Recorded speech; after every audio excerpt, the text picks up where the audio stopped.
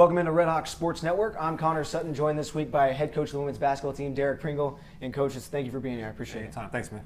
So your players came back today. What are you expecting from them after such a long summer? I get them workout plan for the summer, and hopefully they did it.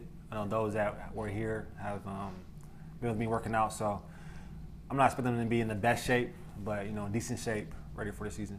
So you have about a month and a half before your first game. What's this first couple weeks looking like for your team? It's very important, man. I think the main thing is team chemistry. Besides getting conditioned and getting in shape, but it's our overall team chemistry. I think we have, 10 to 12 new faces on our team. A lot of those are freshmen. So kind of mixing the blend of the returners with the freshmen, the newbies, and again, find out who we are as a program.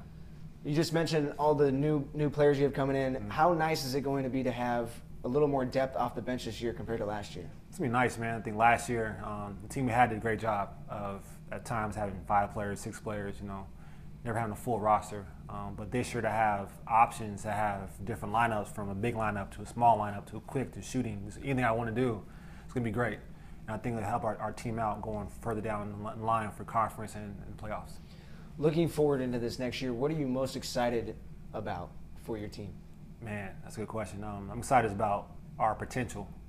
I think this team has a lot of talent. I think this team has a lot of skill. They're all good team players. So I'm looking forward to see what happens. I think a lot of work to do, a lot of grinding, but I think this team can do something special. How tight is this group as a team as far as individuals? It seems like they all just get along so well. How do you make that a point of emphasis in your coaching?